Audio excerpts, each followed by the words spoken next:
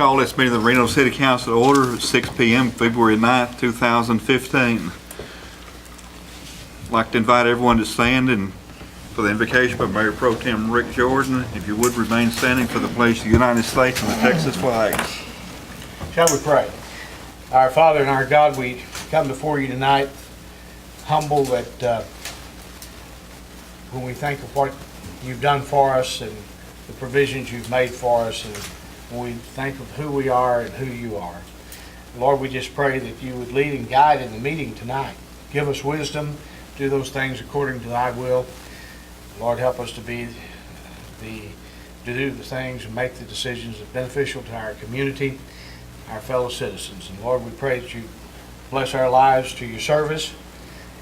May this meeting be profitable this evening, for we ask it in Jesus' name for his sake. Amen.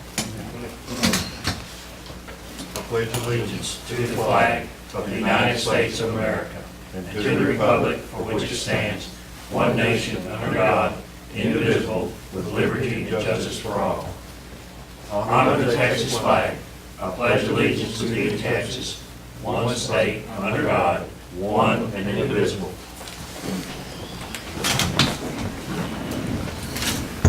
Roll call. Joey McCarthy. Here.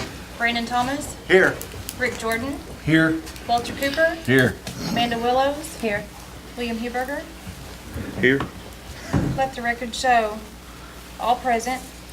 Also present, City Attorney David Hamilton and Assistant City Secretary Tricia Smith taping the minutes. Anyone sign in for citizen comments?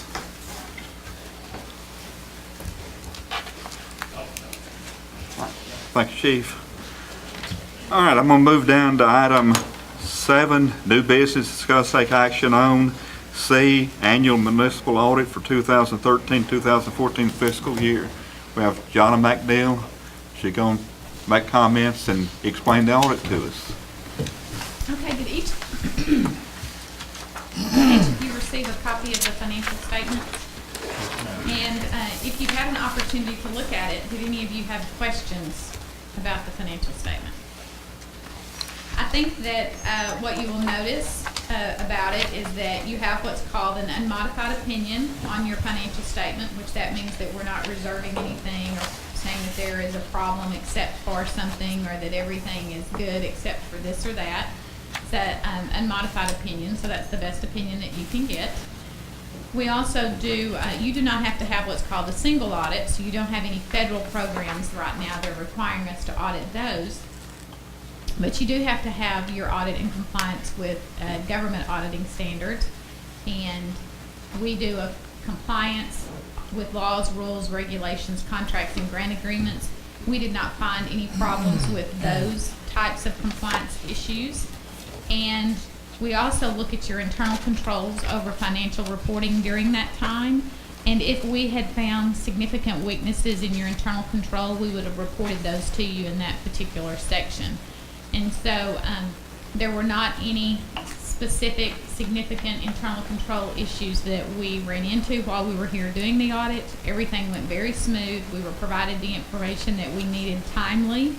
And that's always good, because you want the information to be available in a proper period of time once it's requested, so that you know that that information is kept up to date as it should be as the year goes along, and that it is not something that's important, but that someone has to create when it's asked for.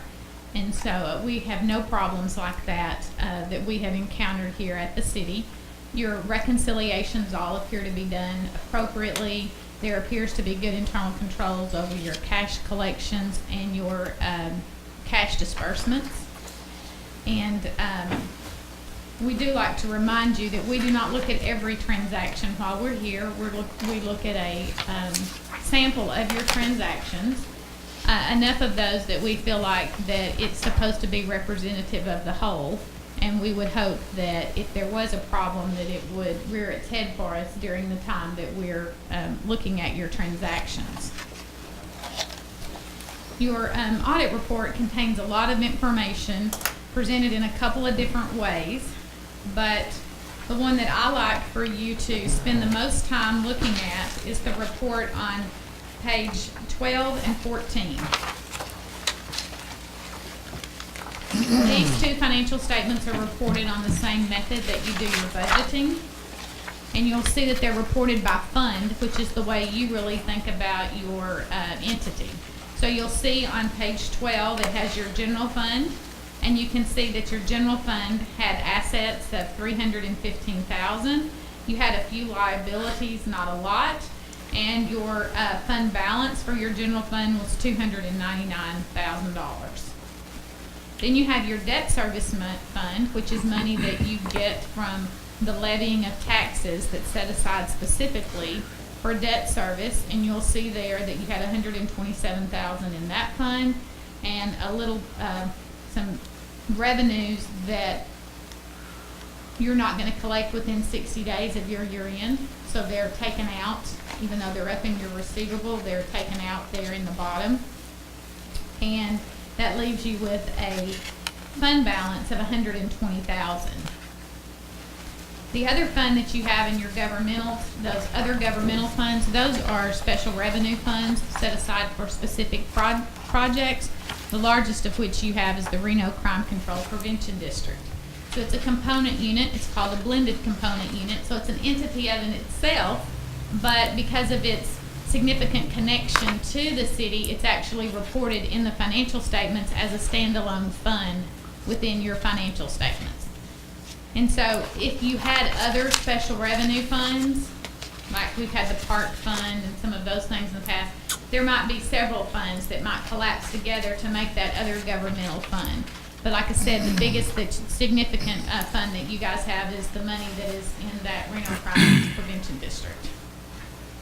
And then if you look on page 14, so that the page that we just looked at, that financial statement talked about your assets, liabilities, and your fund balance. Okay, and so this statement talks about your revenues and expenditures of those funds. So it's in the for-profit type of a term, it would be like an income statement. But for governmentals, we call it a statement of revenues and expenditures and changes in the fund balance. So here you can see within your various funds the revenues and where those revenues come from. And then you can see the expenditures by function. And that's why you don't, if you look at the expenditure area for your governmental fund, for instance, or for your general fund, you see general government and you see public safety because that's the function that that money is spent for. You don't see how much is payroll or utilities or those specific things. It's reported by function there for you. And then you can see the same for the debt service fund. It'll show you how much principal you paid on your debt, how much interest you paid on your debt, those types of things. And then you can see the income and out, like I said, mostly of what's going on in the Reno Crime Control Prevention. On page 16, this is the statement for your water fund, because if you'll notice over there we talked about our governmental funds, and but your water fund gets presented on a financial statement all by itself. It doesn't get grouped in with those other general type government funds. And so here you'll see your water and your sewer fund.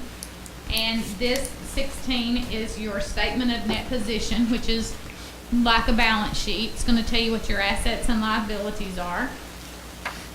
And you'll see that line that says midway down in capitals, it says deferred outflows of resources. If you compared this financial statement to last year's financial statement, that's a new line. It's not anything different that you did. It's not some new asset or liability that came about for the city. It's a change in governmental accounting standards. And so it's just a different way that we now have to report something that was already on your financial statement. And occasionally you'll see changes like that come about. And we touched on that a little bit last year, that there were some GASBs that are coming about that would have some effect on your financial statements, but they're not a significant change to your financial position, okay? And so then you can see any liabilities that you have also for that fund. And then if you turn over to page 17, you'll see the income and expenses of your utility fund. It's water and sewer combined. I do want to call your attention to a prior period adjustment on that fund because another accounting standard that changed that has caused that you'll see some prior period adjustments in this financial statement. It's not a correction of any type of an error in the previous financial reporting, but one of the things that changed in our accounting standards for governmentals was previously we were told to capitalize bond issuance cost, and you had to expense those costs over the life of the bond. So years back, probably before even I got into accounting, you didn't capitalize them and amortize them, you expensed them. Well, then there was this period of time that the GASB said, no, we're not going to let you just write those off to expense because it's an expense that you incurred because of this debt. You're going to have this debt for 20 or 30 or 40 or 50 years. So you're going to eat up just a little bit year after year until it goes away, along with how long you have the debt. Okay, well now they've changed their mind and they've said, no, we think that that is not appropriate. And now we're just going to expense the cost of getting debt. We're going to expense it in the year that you incur the debt. So you had some debt issuance costs that were on your financial statements that we now needed to take off of your balance sheet because you were holding them capitalized, eating just a little bit each year. And this year we were told to expense all of those and run it through your fund balance so that we just got rid of that asset that was sitting on your books. Okay? So that's what that adjustment is. There is some information in the notes to the financial statements that explain that as well, but I wanted to bring that to your attention because if you compared this financial statement to last year's financial statement, you're going to see that that's a different line in the financial statement. And if you sort of don't remember what we're going over here now, just think to look into the notes of the financial statements and read through those, and you'll find a note in there that will explain it all to you also. But your change in your net assets for this fund, if you look up about 5 or 6 lines, it was a loss of $58,534. So just a real small amount of money that you basically you transferred out some money to assist your other funds and to assist with the debt and that type of thing. So it wasn't a lot. Your fund actually, if you look at its operating activity, you would go up about a third of the way up the page, and you'll see that your operating income for the fund was $96,993. Governmental financial statements are no longer presented with one year compared to the other, like you'll see in some businesses, but that could be something that you might want to sometime take your last year's report and this year's report, and then you could real easily look down them and compare, and it would make sense to you kind of how your fund did from one year to the next, and where you might have had less income, more income, or more expenses, that type of thing. The next page is a cash flow statement. Cash flow statements are only presented for proprietary type fund financial statements, and so you won't find a cash flow statement for a general fund, but there is one for the water and sewer fund. So this just helps you see the difference in how your cash changed versus what your profit and loss was. So if you look at it and you say, man, you know, cash really changed a lot. Cash changed $260,000. You can see that about a third way up the page in brackets. So my cash went down $260,000, but my net income of the fund only was a negative $58,000. How do those relate? And that's what this financial statement does for you, is let you know how the cash. And the biggest change that happens because of that, or one of the largest ones, is in the income statement, debt that you're paying, the principal that you're paying on your debt doesn't show up in that income statement as an outflow because it's just taken against the principal.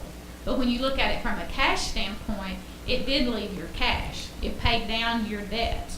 And so you'll see that a lot of times as being a significant change. It's when debt is decreased. That cash had to go somewhere, but it does not affect the profit and loss of the business. Okay? Next in your financial statements is just your notes. There's a lot of good information in there, a lot of good planning tool. I always suggest that before you get ready to plan your budget for future years, that you kind of go back and take a look at the financial statements that we have here. It can tell you a lot about your debts, about transfers. One fund is helping support the other. It's just a good thing, a good practice to look back at these financial statements. There is information in here about your retirement plan. There's a new GASB that's coming out, GASB 67 and GASB 68. There will be some impact from those financial statements from those GASBs on your financial statement, but it's not going to significantly impact how you guys do business from day to day. So it's really more of an accounting impact for those of us that are doing reporting on financial statements.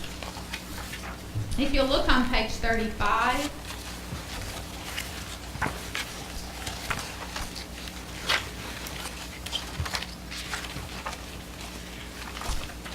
this is your budget to actual comparison. And I really like this financial statement because it shows your original budget and then it shows your final budget. So it lets you see how much during the year you're having to change or modify your budget for something that occurred that maybe you did not know of at the very beginning of your budget process. So we do list those two here, and then we list the actual so that you can see how everything came out in the end. And as you can see in the top description of the far column, if you have a bracket, that means that you had a negative occurrence. So if you had have spent more money than what you had in the budget, you would see bracketed numbers down in your expenditures. And that's what you're not supposed to have, and you don't have any of those. If you look in the expenditure section, you don't have any brackets. And you're supposed to spend money that's budgeted, and you're not supposed to spend money that hasn't been budgeted. And if you're running out of money in a particular budget area, before you spend more money and go over the budget, you're supposed to have a meeting and amend your budget. And so while this financial statement doesn't tell you if that process happened properly all through the year, but it does tell you that by the end of the year, your budget was reflective of any expenditures that you had, so there's no brackets out there. Now, up in the top section where the revenues are, you have a couple of bracketed areas. That's okay. That just lets you know that you had a little less money that came in that area than what you had budgeted. So that's really good on a looking ahead purpose, that you kind of think about, why did we think it was going to be one number and then it became another? In future years, do we need to adjust our budgeting percentages or our thoughts on collections in that particular area or something like that? And but there is no law that says that you have to collect what you budget for. So it's not a legally negative issue to have a bracket up there in that top section. It would be down in the bottom section. Transfers. Right now, the transfers are not being included in your budget, and you guys might want to start doing that. You can see I don't have budget numbers in the transfers for the original and final, and you guys know every year that you're going to make those transfers usually, so I think that you should start including those in your budgeting process.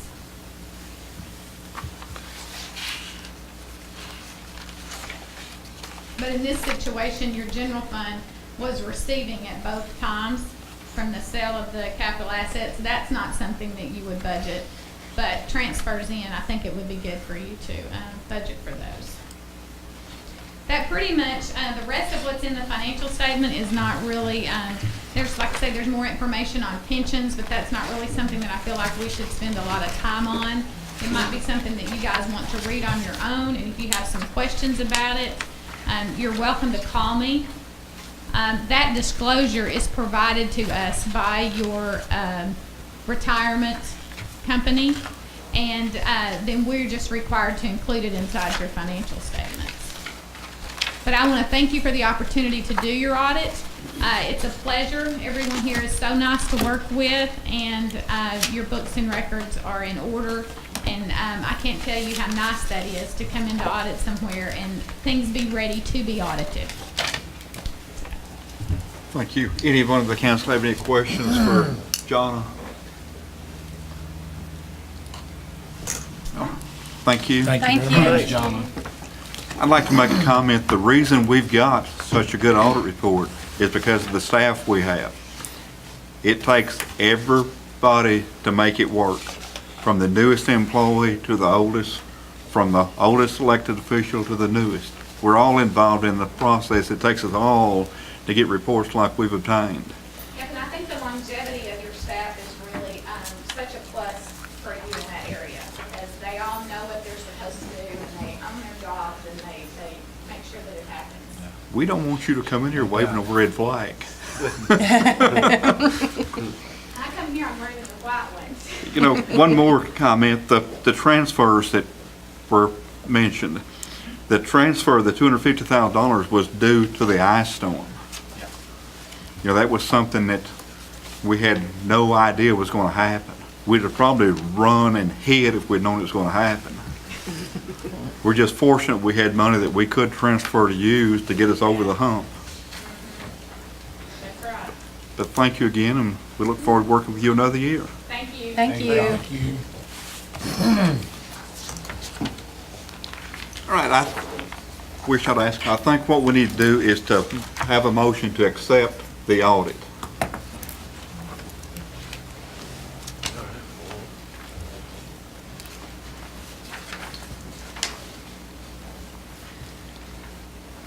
I move that we accept the audit for the annual financial report for the fiscal year of 2013.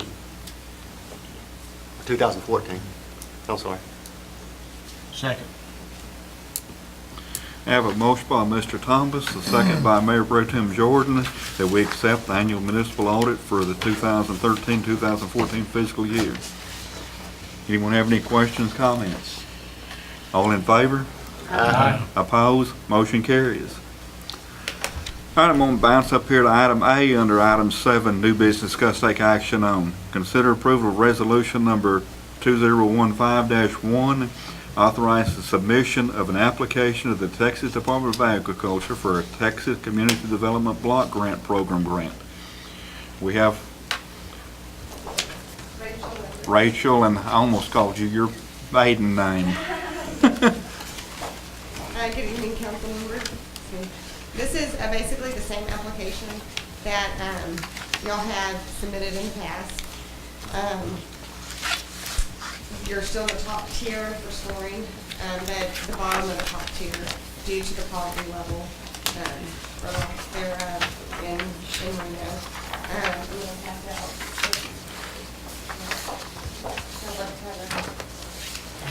Project map. This is a dated project map. We requested an updated one, so it's not exactly the same.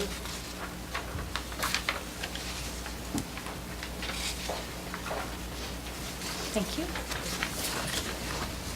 So the grant for, the grant request is for $275,000 with match at $41,250 for proposed water line and drainage around Mount Olive Road. It's going to be a little bit less than what you're seeing here, but it should accomplish the same goals. And this is just authorizing submission to apply for this grant.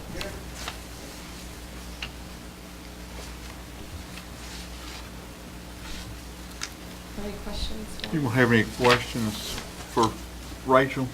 How much was the grant, Rachel? We're going to be requesting $275,000. 75,000. You know, this is a grant that we've applied for several years. We keep getting real close to funding. We haven't gotten there yet. But hopefully, this is going to be the year.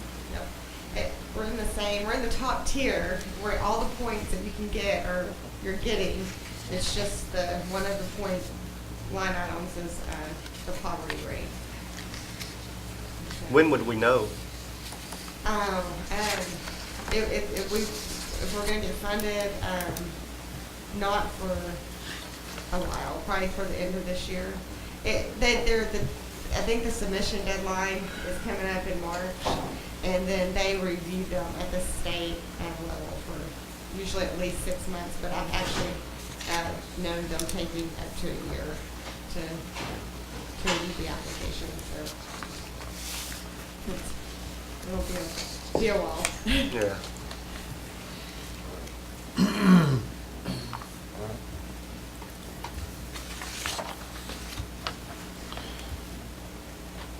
But if you all want to continue with the same grant we've been applying for several years, we need a motion to approve or to adopt a resolution number 2015-1.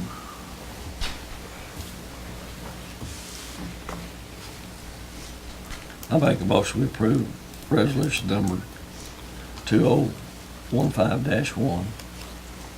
Second. Have a motion by Mr. Cooper with a second by Mr. Thomas that we approve resolution number 2015-1. Anyone have any questions, comments? All in favor? Aye. Opposed? Motion carries. Thank you, Rachel. Thank you. I'm actually right next to, Did you have the just hang out. right official here for the copy of the, Resolution?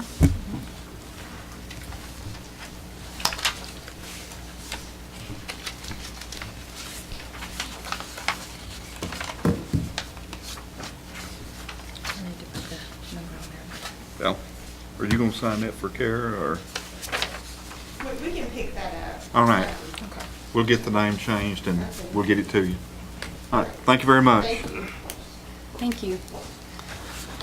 All right, let's go back up here and get back on track. Item 7, new business consent items. Discuss take action on A, approval of monthly bills and purchase orders for January. The next B item. She's got the B under number 8, Mr. Mayor. All right, I'm getting in a hurry, all right. We'll go back down to item 8. B, consider approval of citizen participation plan for the Texas Community Development Block Grant Program. Lord.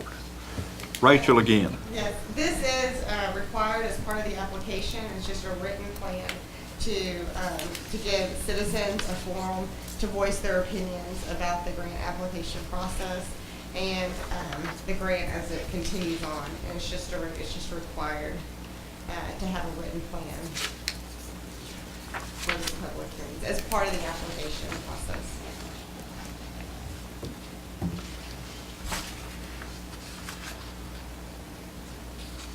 Anyone have any questions of Rachel?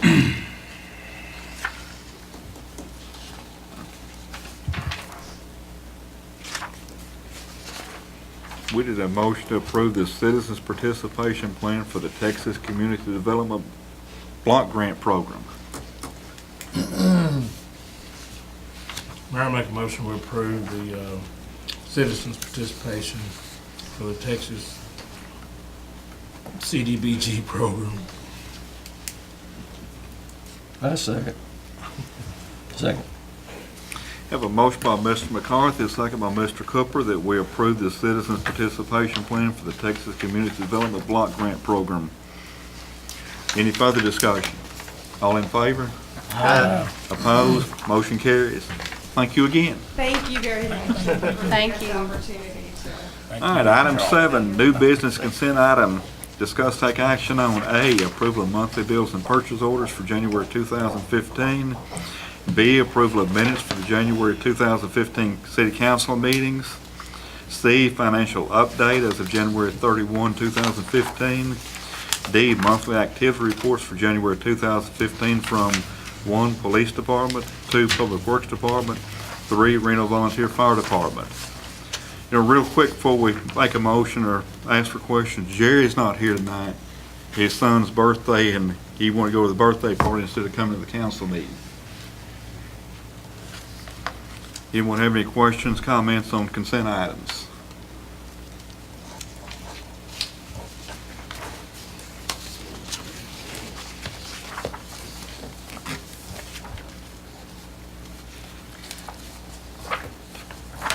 Mayor, I make a motion that we approve the consent items, 7A through D in subsections 1, 2, 3. I second. Have a motion by Mayor Pro Tem Jordan, a second by Mr. Thomas, that we approve consent items. Any further discussion? All in favor? Aye. Opposed? Motion carries.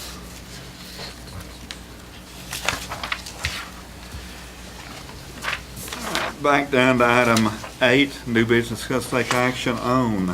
Item D, consider approval of resolution number 513.11, ordering election.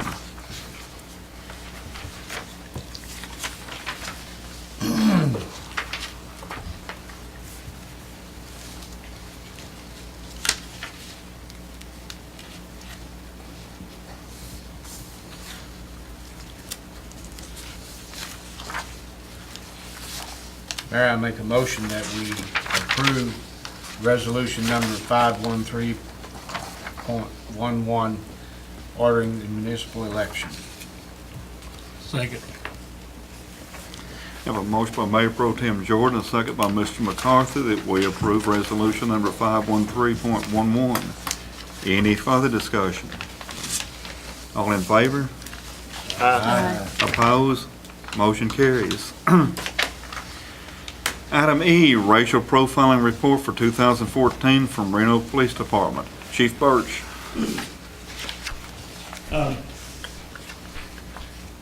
Ladies and gentlemen of the council, you received the packet of racial profile report for 2014. We can hear you when that's not working.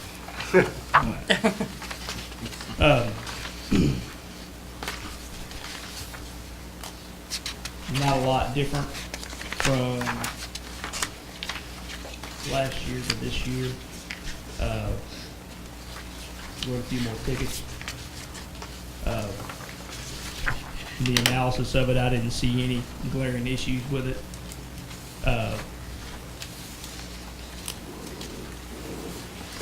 First sheet here after the letter, you'll see the Tier 1 report. And the next page is the analysis report. And all this is done by the records management system we have. And then attached to that is the law, policy, and complaint form that we have to have in state law.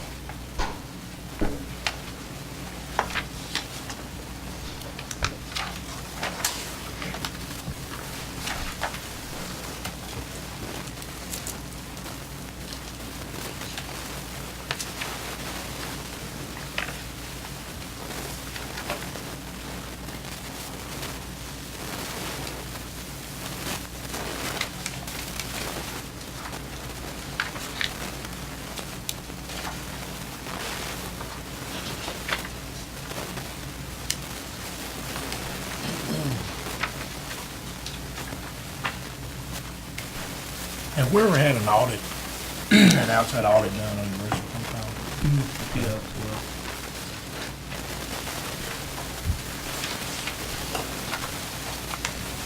that was done mainly because we found some data collection errors, which is not hard to do. And since that audit, we've got the policy, the complaint form, because there were some little things missing in the complaint form.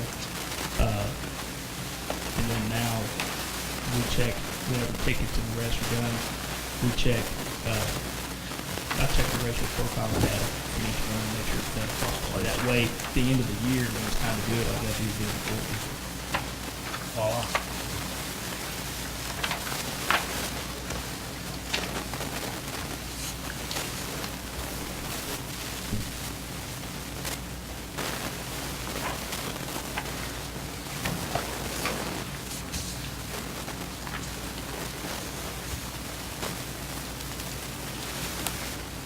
Anyone else have any questions, comments over on the racial profiling report?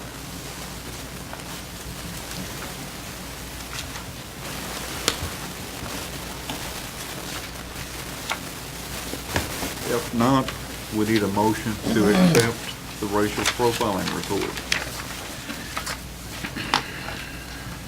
I move that we accept the racial profiling report for 2014 from the Reno Police Department. A second. You have a motion by Mr. Thomas, a second by Mrs. Williams, that we accept the racial profiling report for 2014 from the Reno Police Department. Any further discussion? All in favor? Aye. Opposed? Motion carries. Thank you, Chief. Item F, approval of renewal notice from Blackboard Connect in the amount of $2,833.25. That's on the agenda because of the amounts budgeted in our budget, but it's over the $1,500 spending limit. So that's the reason that item's on the agenda.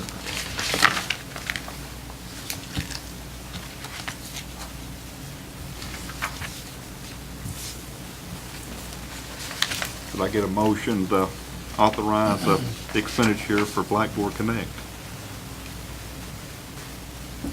Mayor, I make a motion that we authorize the expenditure of Blackboard Connect in the amount of $2,833.25. I'll second. Have a motion by Mayor Pro Tem Jordan, a second by Mrs. Williams, that we approve the invoice from Blackboard Connect, the amount of $2,833.25. Any further discussion? All in favor? Aye. Opposed? Motion carries. Item G, budget amendment for purchasing mini excavator.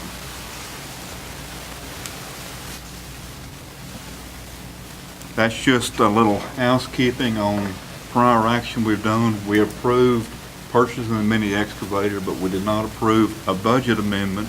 And we just heard from the auditor that we need a budget amendment to do this stuff and make her happy again next year.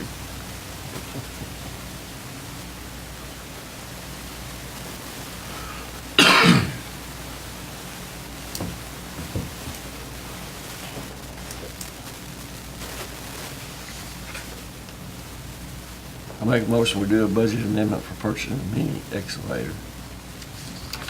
I second. Have a motion by Mr. Cooper, second by Mr. Thomas, that we approve the budget amendment for purchasing a mini excavator. Any further discussion? All in favor? Aye. Opposed? Motion carries. Item 9, old business, discuss take action on A, attendance of the TML AMCC elected officials conference in San Marcos, February 12th to the 14th, 2015. That's on the agenda. There was a question brought up about hotel the night before the conference. I think when this first come up, we were thinking the conference started at noon on Thursday. And I think the opening session starts now at 1:30, did you say? But with that said, New Braunfels is still 5+ hours away. For someone to get there at 1:30 and make sure they're gonna need to leave town. Actually, San Marcos. I mean, San Marcos, yeah. But Okay. still, they're gonna need to leave town, probably 8 o'clock at the latest to make sure they get there. So the question is, does the council want to authorize another night of hotel stay, if we can even get another night this late in the game or not? I mean, that's the tough one. I'd say that's business as usual, traveling the night before. So, yeah, I'd say good. I agree with Mr. McCarthy.